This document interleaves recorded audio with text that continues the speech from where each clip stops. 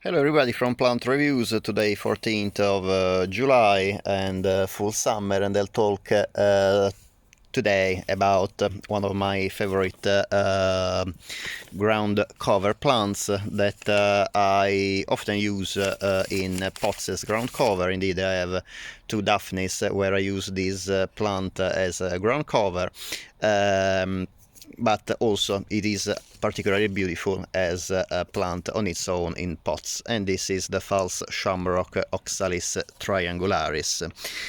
Oxalis is a genus of about 570 species in the order Oxalidales and in family Oxalidaceae, and the Oxalis triangularis, this is a variety Papilionacea, also known as Oxalis ragnelli, is called false shamrock due to the shape of the leaves that are tri-lobed, as you can see, so very similar in shape to the clovers, also called shamrocks, even if they belong to two different families. The clovers shamrock is in the family Fabaceae, so in the bean family, while this plant Oxalis triangularis is in its own family Oxalidaceae, together with other plants of the genus Oxalis and other Oxalidaceae species, and they're quite closely related to the famous fruit called star fruit, the carambola, famous for the shape of the fruit that transversally resembles really a star, a five-pointed star. This plant is distributed in the wild in South America, precisely in Argentina, Paraguay, Uruguay, and Brazil. These plants are also quite often used as house plants. However, they are fully hardy in most of the UK. Indeed, I have them all year round outdoors, and I have I use them not only as ground covers, but also, as I just said, on their own pots. Actually, this, for example, is not really a pot.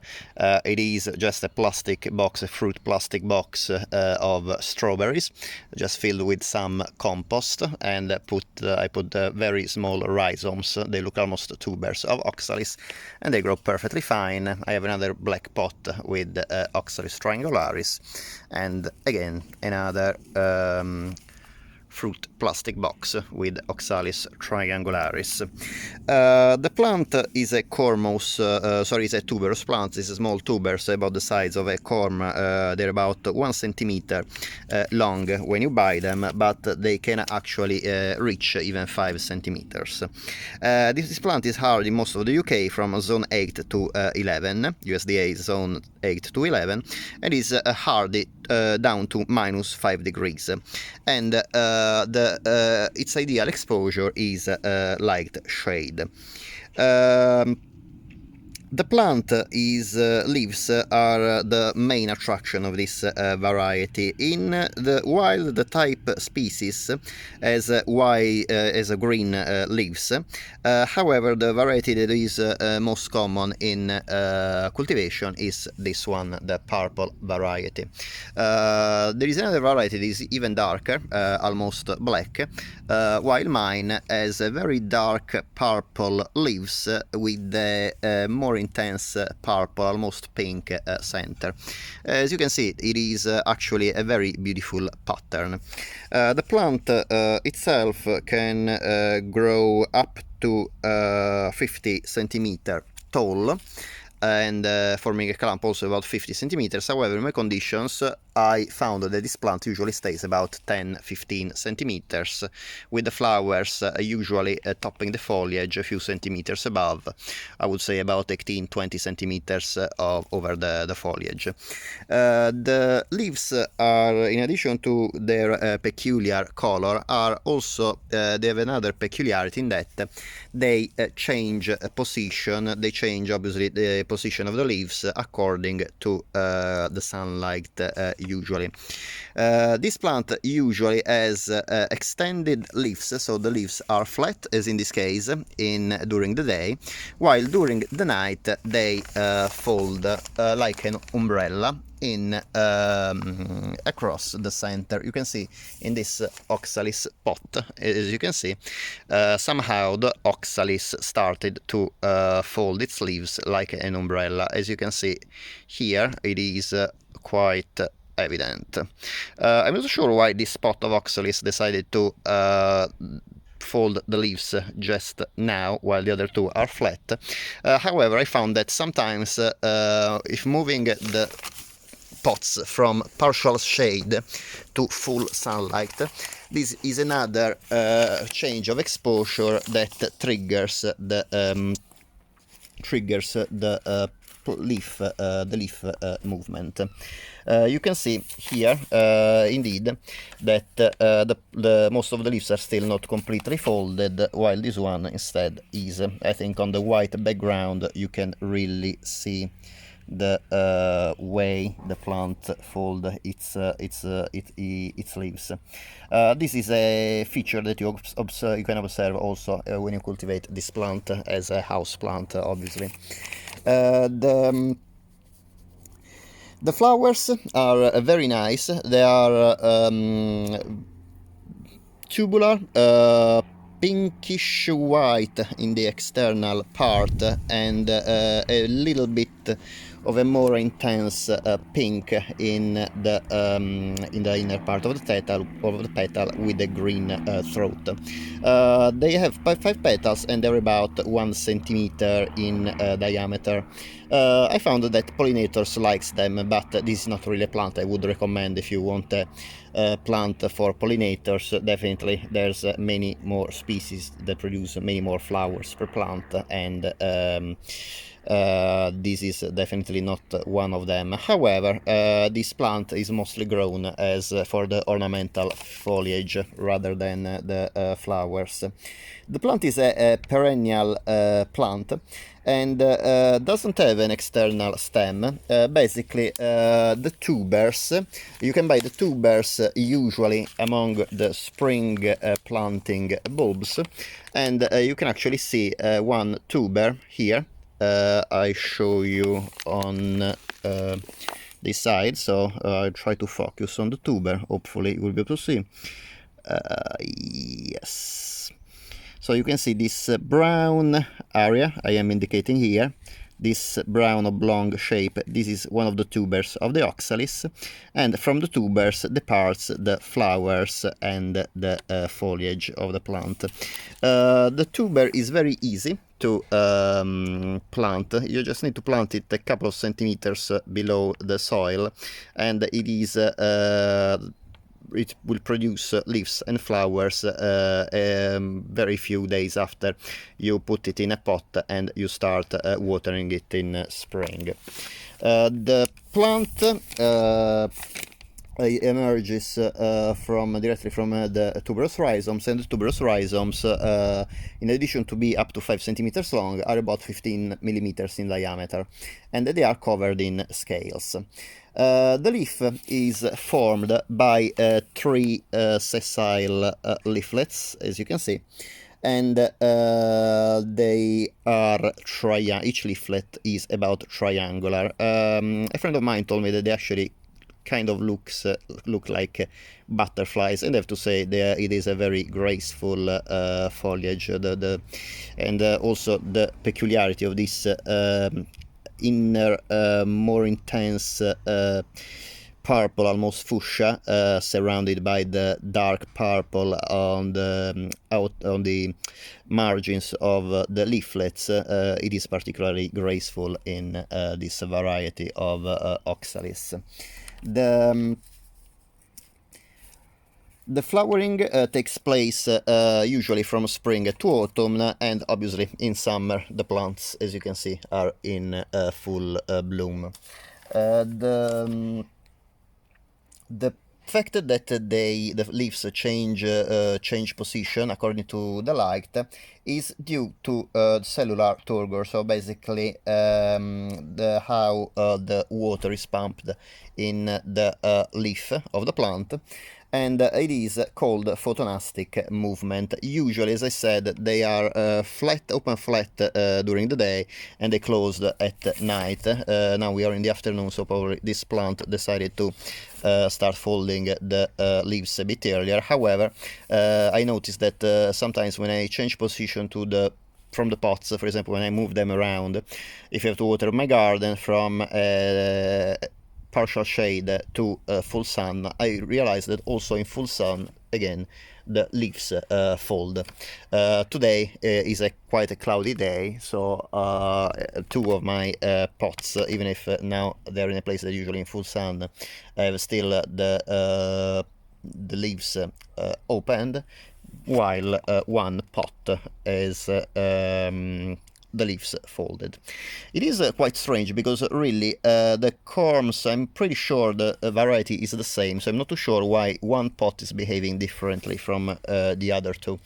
However, it might be that the bulbs in one of the pots exchange obviously chemical molecules signaling that signal to the other bulblets, to the other tubers, to the other plants in the pot that the conditions have changed, so all the plants in one pot they basically behave as they were just one plant, because about these pots, in each pot I have at least 10-15 tubers.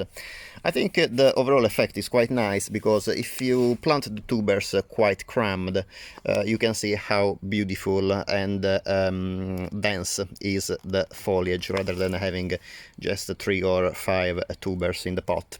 Obviously, this might affect a bit the overall performance of the blooming or the multiplication of the tubers. However, if you keep up with the fertilization, I found that the plant do just fine even in these conditions, and aesthetically I think is a much better effect to have a pot with a little bit more bulbils, more tubers crammed together than recommended.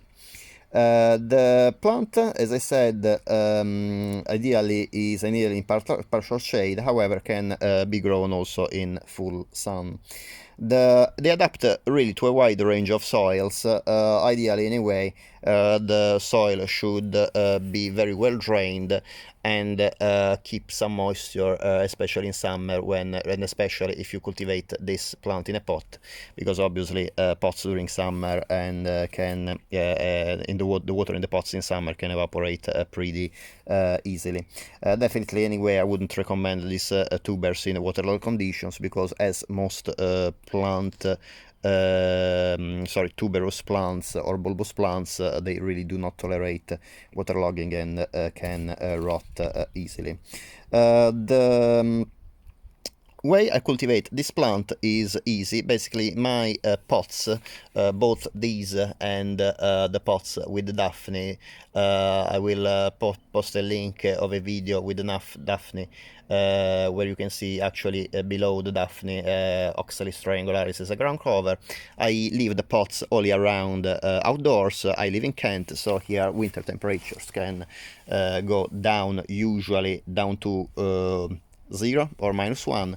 In exceptional cases, like during the Beast from the East, an exceptional cold weather we had 3 years ago in Kent, can go down actually to -7, -8. But I found this plant can withstand these temperatures. However, my garden is quite protected. I live in the center of a town and is quite protected from extreme frost you can find, for example, in the countryside.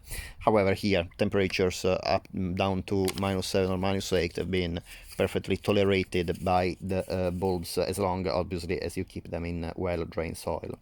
It can be used again as a house plant, and in my cultivation conditions, so outdoors all year round, this plant is deciduous, so will lose the foliage in autumn, and the foliage will resprout in spring.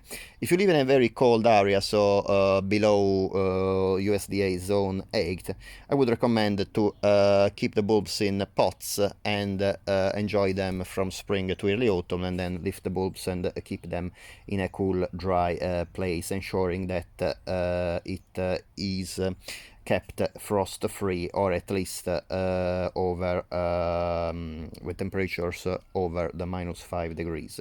The plants, I read that the tubers can be eaten cooked. However, again, this is something I would never recommend for plants that you buy as house plants or ornamental plants for the garden, because they can be treated with pesticides or other chemicals that are not allowed for human consumption. However, I know in the wild in South America they are used for culinary purposes. In addition to that, even if they're used for culinary purposes, Oxalis triangularis contains oxalic acid that, if eaten, if ingested in huge quantities, can cause nausea and other health problems.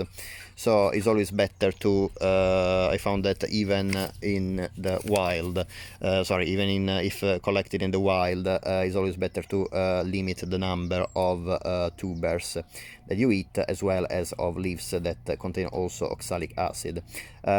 In addition to this, the plant can be toxic to dogs and cats, so if you have any dogs or cats in the garden or in the house and you want to cultivate this plant, you have to ensure that these animals will not end up eating the plants. The propagation is pretty easy. The corms really multiply readily, and you can get many corms in a very little time. However, it can be propagated also by seeds, but I never tried by seeds. My tubers just basically multiply from one tuber. The sequence is like one small tubers you plant in the pot will develop whitish phyton like, almost like small carrots, roots in the ground, and then from will also develop some new little tubers around. When in autumn, if you want to lift the tubers, you need just to break the small tubers, the small scaly tubers, like this one. Yeah, you can see the scaly tubers here in the center of the video. You need just to remove the scaly tuber from this carrot-like root around, and then you can plant it in spring. Otherwise, you can leave it in a pot for a few years, and then when it really becomes jammed, you can lift the tubers and separate the separate the tubers from the whitish carrot-like roots.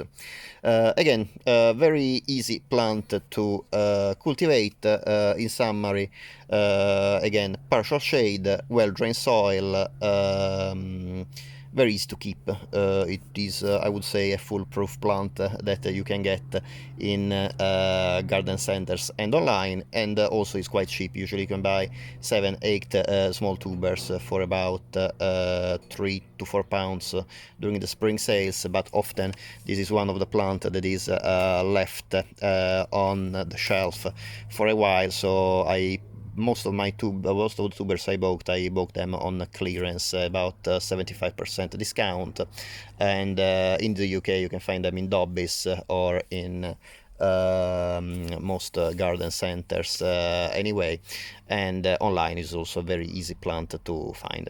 I hope you enjoy the video. If you like the video, it would be great if you can give a thumbs up, and if you can please subscribe to my channel to support the channel, and to have updates when I post new videos. If you didn't like the video, it would be great obviously to know your point of view, and please write down in the comment below what you didn't like about the video, and how would you think I can improve my next videos.